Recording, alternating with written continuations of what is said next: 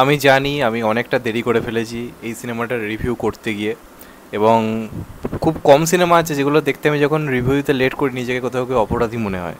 তো এটা হচ্ছে ঠিক সেরকমই একটা সিনেমা যেটা দেখতে লেট করার জন্য আমার নিজেকে অপরাধী মনে হচ্ছে, এবং লেট করার কারণটা হচ্ছে কি, এটা এই যে বিগত কয়েক বছর ধরে এই যে জুন জুলাই মানে মোটামুটি জানুয়ারি থেকে এত এত সিনেমা যে রিলিজ করলো, বহু সিনেমা মানে অ্যাজ এ রিভিউয়ার দেখতে গেছি, দেখতে গিয়ে কোথাও একটা হতাশা তৈরি হয়েছে। সেই শহর কেন্দ্রিক গল্প, সেই ঘরের মধ্যে হওয়া ভ্যাজ ভ্যাজ আর দেখতে ভালো লাগছিল না। আমি অনেস্টলি বলছি, এই সিনেমাটার ট্রেলার দেখে ভালো লাগলো আমার, বলতে কোনো দ্বিধাবোধ নেই, আমার যাওয়ার ঠিক ইন্টারেস্টটা ছিল না এই সিনেমাটার ক্ষেত্রে, অনেস্টলি বলছি। তো তারপর দেখলাম বাড়ির কাছাকাছি এসছে, তো সিনেমাটা দেখতে গেলাম।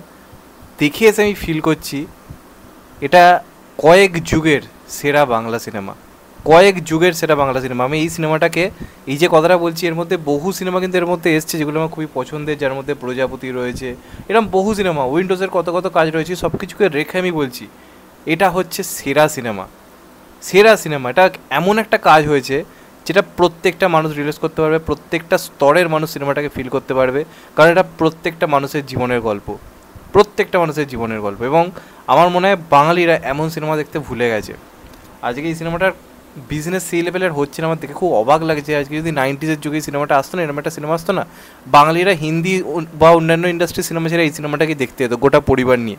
এমন যুগ গেছে একটা সময়, যে সময় দাদার কীর্তি আসতো, গুরু দক্ষিণা আসতো, বা একটা চৌধুরী পরিবারের মতো সিনেমা আসতো। তখন মানুষজন ওরকমই ছিল, আগে বাংলা সিনেমাকে প্রায়োরিটি দিত, পরিবার নিয়ে মানে বাংলা সিনেমা দেখতে যাওয়াটা তখন একটা কালচার ছিল। এখন সেই কালচারটা আস্তে আস্তে সরে গেছে, সেই মানুষগুলো আস্তে আস্তে হারিয়ে যাচ্ছে, মানুষের মধ্যে সহজ সরলতা জিনিসগুলো আস্তে আস্তে চলে যাচ্ছে। এই যে এই সিনেমায় যে একটা বার্তা দেওয়া হয়েছে যে আমরা জীবনে বাঁচা মানে আমরা কত টাকা ইনকাম করছি, আমার কটা বাড়ি আছে, কটা গাড়ি আছে, আমার কত সম্পত্তি রয়েছে, আমরা এইগুলোকে প্রায়োরিটি দিই জীবনে বাঁচার ক্ষেত্রে। কিন্তু মানুষও তো একটা নর্মাল মানে প্রাণীদের মতোই একটা জীব, একটা অন্যান্য প্রাণীরা যেভাবে কোনো কিছু ছাড়া বেঁচে রয়েছে, মানুষের কেন এত কিছু দরকার, কেন আমাদের বাঁচার জন্য এত কিছু দরকার? এটা কিন্তু সত্যি কথা। তুমি গ্রামের দিকে যাও, আমার নিজের শ্বশুরবাড়ি গ্রামের দিকে বলে আমি জানি, সেখানে আমি তো যাই মাঝে মাঝে, বহু মানুষ রয়েছে তাদের জীবনে কিন্তু অনেক কিছু নেই, কিন্তু তারাই কিন্তু আলটিমেটলি দিনের শেষে বেঁচে আছে। আমি তুমি কনসা বেঁচে আছি, আমাদের অনেক কিছু থাকতে পারে, অনেক কিছু লাইফে থাকতে পারে, কিন্তু আলটিমেটলি এটাকে কিন্তু বাঁচা বলে না, যেটাকে আমরা বাঁচা ভাবছি। যে জীবনে কোনো রকমের সেই কী বলবো, মানে খাপ খাইয়ে নেওয়ার মতো একটা জীবন চলছে আমাদেরকে, খাবি খাওয়ার মতো একটা জীবন চলছে আমাদের, কিন্তু আলটিমেটলি জীবনে বাঁচা মানে কিন্তু টাকা পয়সা নয়, পরিবার পরিজন নিয়ে সবাইকে নিয়ে টাইম কাটানোটাকে বলা হচ্ছে বাঁচা। সেই যে বার্তাটা এই সিনেমায় যেভাবে দেওয়া হয়েছে, মানে সিরিয়াসলি বলছি, তথাগতটাকে হ্যাটস অফ। মানে যখন কোনো পরিচালক এই ধরনের সিনেমা বানায় না, একটা জিনিস ইচ্ছা করে যে এই পরিচালককে সামনে ধরে হাক করে জড়িয়ে ধরি একবার, কারণ আমাদের এখানে এই ধরনের মেকিং মিসিং। তোমরা আমায় খুব ভালো করে জানো, আমি নিজে একটা মাস অ্যাকশন এন্টারটেনার মুভির খুব মানে ফ্যান, নিজে খুব পছন্দ করি ওটা। ফ্যামিলি ড্রামা সিনেমা আমার খুব একটা পছন্দ হয় না, কিন্তু এই ধরনের ফ্যামিলি ড্রামা যদি বানাতে পারে না, আমি প্রত্যেক মাসে টিকিট খরচ করে আমি সিনেমা দেখতে রাজি আছি, যদি এই লেভেলে বানাতে পারে। মানে একেবারে গ্রাম্য পরিবেশের একটা গল্প, যেখানে সহজ সরল মানুষের গল্প বলা হচ্ছে। এখানেও পারিবারিক প্রবলেম রয়েছে, এখানেও ভেতরে ভেতরে অনেক ভেজ ভেজ রয়েছে, কিন্তু সেগুলো দেখতে এত ভালো লাগে, সেগুলো আপনার ছোটোবেলার কথা মনে করিয়ে দেবে। আজকে যেমন সাউথে একটা মাইয়া জাগানের মতো সিনেমা দেখি, মাইয়া গানের মতো, আমাদেরও ইচ্ছা হয় যে বাংলাতে একটা এরকম সিনেমা হোক, যে সিনেমা আমাদেরকে চাইল্ডহুডে ফিরিয়ে নিয়ে যাবে, ছোটোবেলায় ফিরিয়ে নিয়ে যাবে। তো এটা হচ্ছে সেই সিনেমা। তো আমি বলবো, আমি যে ভুলটা করেছি, যেটাকে একটা মানে কী বলবো, একটা ওই নর্মাল ফ্যামিলি ড্রামা ভেবে নিয়ে, আমি বলবো তোমরা সেই ভুলটা করো না। আমার কথা যদি 2%ও বিশ্বাস করো, আমি বলবো এই সিনেমাটা তোমাদের কাছাকাছি কোথাও এলে গিয়ে দেখে এসো, ভাই চমকে যাবে। কারণ এই রকম মেকিং, মানে একটা ফ্যামিলি ড্রামা সিনেমা ধরো, প্রায় 2.5 ঘন্টার বড় একটা সিনেমা, আমার একটা টাইমও বোর লাগেনি। এত সুন্দরভাবে লেখা সিনেমাটাকে, এমনভাবে চাইল্ডহুড ফিরিয়ে দিয়েছে, আপনার চোখে জল জল আসবে যে আপনি ছোটোবেলাটা কাটিয়েছেন।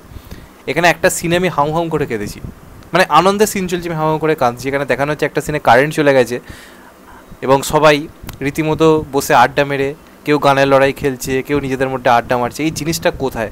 আমাদের পাড়াতেই আমি দেখতাম আজ থেকে প্রায় 12-13 বছর আগে, কারেন্ট চলে গেলে আমাদের আনন্দ হতো, আমরা বেরিয়ে পড়তাম, গল্প করতাম। এখন আমরা ফোন নিয়ে পড়ে থাকি, এ কী হচ্ছে দেখি, চারপাশে দেখি। মানে সিরিয়াসলি এই সিনেমাটা দেখে মনে হচ্ছে যে আমরা বিরাট কিছু মিস করে গেছি লাইফে, অনেক কিছু মিস করেছি। আমাদের কারেন্ট চলে যাওয়াটা আমাদের জীবনে এখন বোরিং হয়ে যায় কারেন্ট চলে গেলে, কিন্তু একটা সময় কারেন্ট যাওয়াটা খুব আনন্দের ছিল। সেই যে মোমেন্ট এই সিনেমায় দেওয়া হয়েছে সেটা দুর্দান্ত। তারপর বেশ কিছু সিন রয়েছে, বেসিক্যালি প্রত্যেকের পারফরমেন্স এত ভালো। বিক্রমদা অসম্ভব ভালো কাজ করেছে, বিক্রমদা একজন দুর্দান্ত অভিনেতা। সে পরপর কিন্তু ব্যাক টু ব্যাক মানে ভার্সেটাইল কাজ কিন্তু করে যাচ্ছে। এর পরবর্তী কাজ হচ্ছে মৃগয়া, যেখানে তাকে তোমার অ্যাকশন হিরো হিসেবে দেখতে পাবে। তার আগে এরকম একটা কাজ, আর কি অসম্ভব ভালো অভিনয় করেছে বিক্রমদা। এখানে দেবলীনা দি রয়েছে, তার কাজও অসম্ভব ভালো, তাকে সুন্দর মানিয়েছে একজন মানে গ্রামের একটা মেয়ে হিসেবে। তার যে কথা বলার ধরন, চলন চালন খুবই সুন্দর লাগছে তাকে, খুবই তার মানে ম্যাচিওর অ্যাক্টিং লেগেছে আমার। আর যে কজনের কথা আলাদা করে বলতে হবে তার মধ্যে মানে প্রত্যেকে যে জায়গায় মানে অনুসূয়া ম্যাম থেকে শুরু করে প্রত্যেকে তো অসাধারণ কাজ করেইছে। অনির্বাণ দা ফাটিয়ে রেখে দিয়েছে, তার এখানে যেরকম ডায়লগ রয়েছে বা ওই চরিত্রটাকে যেভাবে লেখা রয়েছে, একটা হেরে যাওয়া মানুষ সে এতটাই মানে হেরে যাওয়া একটা মানুষ এতটাই সহজ সরল যে একটা চারপাশে ঘোরা আরশোলা বা চারপাশে ঘোরা কোনো একটা প্রাণী তার সঙ্গে গল্প করে, কথা বলে, সে সেইভাবেই বাঁচছে, ওটা তার কাছে বাঁচা। সেই যে চরিত্রে সে যেভাবে ঢুকেছে, যে পারফরমেন্স করেছে অনবদ্য। এখানে দেবাশিস দা কাজ করেছে, আমার খুবই পছন্দের অভিনেতা। এতদিন তাকে বাংলা ইন্ডাস্ট্রি ঠিকভাবে ইউজ করেনি, তাকে সাইড পার্ট দিত, মাত্র 3-4 মিনিট তাকে দেখা যেত স্ক্রিনে। এখানে তাকে অনেকটা বেশি পার্ট দেওয়া হয়েছে এবং তার কাজ কিন্তু অনবদ্য ভালো। দেবাশিস দা খুব ভালো কাজ করেছে, ওই চরিত্রটা যেভাবে লেখা হয়েছে। সে একজন দুর্দান্ত অভিনেতা এবং এখানেও তার কাজ খুবই ভালো হয়েছে, তার নিজের কাজ অসম্ভব ভালো করেছে। তাকে আরও বেশি করে কাজ দেওয়া হোক, আমি এটাই চাইবো, এটাই আমার মন থেকে বলার। এছাড়া বাদবাকি প্রত্যেকের কাজ খুব ভালো হয়েছে, যে কটা চরিত্র রয়েছে এবং সেই চরিত্রগুলোকে যেভাবে লেখা, এবং আপনাদের পরিবারে এখন এরম চরিত্র আপনারা দেখতে পাবেন। কেউ দেখবেন খুবই জটিলতার মধ্যে রয়েছে, কেউ দেখবেন সম্পত্তি নিয়ে কুটকচারি করছে, কেউ আবার খুব সহজ সরল, এরকম চারপাশে প্রচুর মানুষ আপনাদের রয়েছে। এবং আমাদের প্রত্যেকের একটা দেশের বাড়ি রয়েছে, সেই দেশের বাড়ির সঙ্গে আমাদের কোনো কানেকশান নেই, আমরা অনেক দূরে থাকি, শহরে থেকে ভাবি জীবনে অনেক কিছু করে ফেলেছি। কিন্তু একটা পার যদি আপনি সেই মানুষগুলোর কাছে যান, হয়তো অনেকের সঙ্গে আপনার মত মিলবে না, কিন্তু সেইখানে কি আপনি লাইফটা এনজয় করতে পারবেন, যে আলটিমেটলি জীবনের মানে আসল বেঁচে থাকাটা কী, সেই যে জিনিসটা। আমি নিজে মানে মোটামুটি মফস্বল এরিয়াতে থাকি, মূলত আমাদের এখানটা শহর প্রায় হয়ে যাওয়ার দিকেই, কিন্তু আমি নিজে না খুব গ্রাম্য পরিবেশ পছন্দ করি। নিজেকে খুব মানে চেনা যায়, নিজের সঙ্গে খুব সুন্দর টাইম কাটানো যায়। আমি যখন যাই আমি প্রচণ্ড আনন্দে থাকি গ্রামের পরিবেশে গেলে। আর শহরে সিরিয়াসলি সবার খুব তাড়া, সবাইকে জীবনে কিছু না কিছু করতে হবে, সবারই জীবনে কিছু একটা যেন সেই প্রতিযোগিতা চলছে এখানে। কিন্তু গ্রামের মানুষদের লাইফটা কিন্তু সেরকম নয়। সেই যে জিনিসটা এখানে যেভাবে দেখিয়েছে গল্পের মধ্যে, সেটা প্রচণ্ড ডেপথে গিয়ে, এবং অনেক অনেক মোমেন্টস রয়েছে জানেন তো, মানে আমাদের মানে চাইল্ডহুড মোমেন্ট, সেগুলো যখন দেখছি চোখের সামনে মনে হচ্ছে যেন ওই টাইমটা আমরা মানে একটা সময় তো কাটিয়েছি, এখন কেন ফিরে পাওয়া যায় না। চাইলে কিন্তু ফিরে পাওয়া যায়, কিন্তু আমরা ওই লাইফটা চাই না, আমরা সেই লাইফটাকে কোথাও গিয়ে বিদায় জানিয়েছি। তো সেইটাকে যেভাবে রেখেছে, এবং এইরকম বাংলায় কাজ হোক, আমি অনেস্টলি বলছি, মন থেকে বলছি যে সেই সিনেমাগুলোকে আমি সাপোর্ট করব।